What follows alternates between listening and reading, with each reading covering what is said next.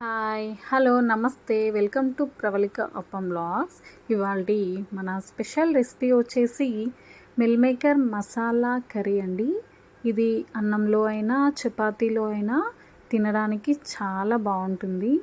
ఇంకా మటన్ మించి టేస్టీతో ఈరోజు మీ ముందు ప్రిపేర్ చేయబోతున్నాను.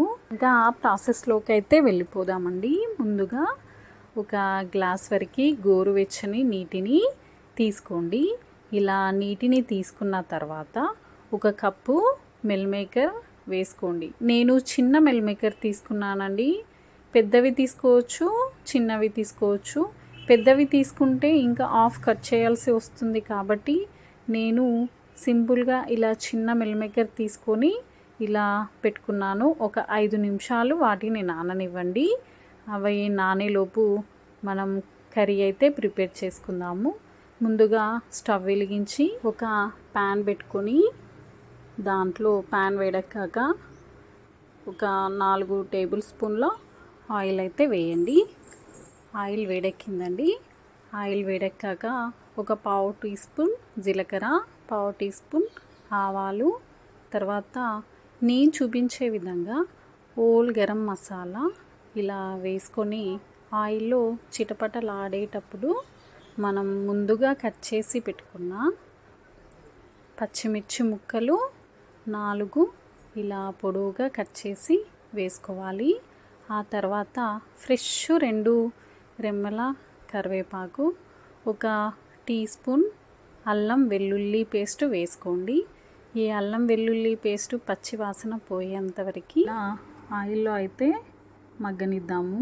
తర్వాత ఒక స్పూన్ పసుపు వేసుకోండి. ముందుగా 3 ఉల్లిపాయలు ఇలా చిన్నగా తరిగి పెట్టుకున్నాను. అవి ఆయిల్లో వేసి ఒక స్పూన్ సాల్ట్ వేసి ఈ ఆయిల్లో అయితే ఒక 2 నిమిషాల పాటు మూత పెట్టి ఈ ఉల్లిపాయల్ని మగ్గనిచ్చుకోవాలండి. మనం ముందుగా నానబెట్టుకున్న మిల్ మేకర్ ఉన్నాయి కదా, మొత్తం వాటర్ పీల్చుకున్నాయి. చూసారా, మొత్తం వాటర్ పీల్చుకొని ఇలా మెత్తగా అయ్యాక మనం ఇలా 2 చేతులతో వాటర్ అన్నీ తీసేసి ఒక ప్లేట్లో వేసుకుందాము. ఇలా అన్నింటిని కూడా ఇలా వాటర్ పిండేసి మిల్ మేకర్ని తీసి ఇలా అయితే పక్కన పెట్టేసుకోండి. ఇప్పుడు మూత అయితే తీసి చూద్దాము. చూసారా, ఉల్లిపాయలు అయితే 70% ఉడికిపోయాయి ఆయిల్లో.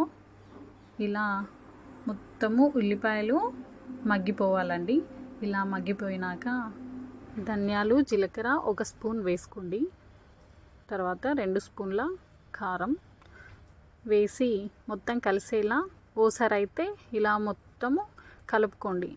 కలిపినాక మనం ముందుగా నానబెట్టి పెట్టుకున్న ఈ మిల్ మేకర్ను ఉల్లిపాయల్లో వేసి బాగా కలిసేలా కలుపుకోండి. ఇప్పుడు కలిసాయండి. ఆ తర్వాత టేస్ట్కి నేను కొంచెము కస్తూరి మెంతి వేసుకున్నాను. కస్తూరి మెంతు వేసుకుంటే టేస్ట్ అయితే చాలా బాగుంటుంది కర్రీ. ఆ తర్వాత 2 స్పూన్ల ఇలా చిక్కటి పెరుగు వేసుకోండి.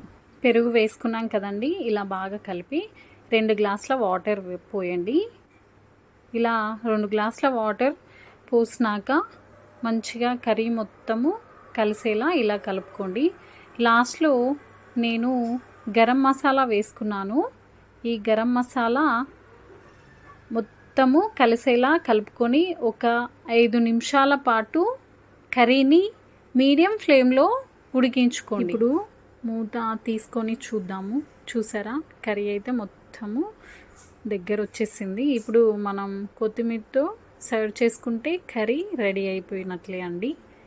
ఇప్పుడు ఒక బౌల్లో ఇలా కర్రీని తీసుకొని పెరుగుతో సర్వ్ చేసుకుంటే ఎంతో టేస్టీగా మిల్ మేకర్ మసాలా కర్రీ అయితే రెడీ అయిపోయిందండి.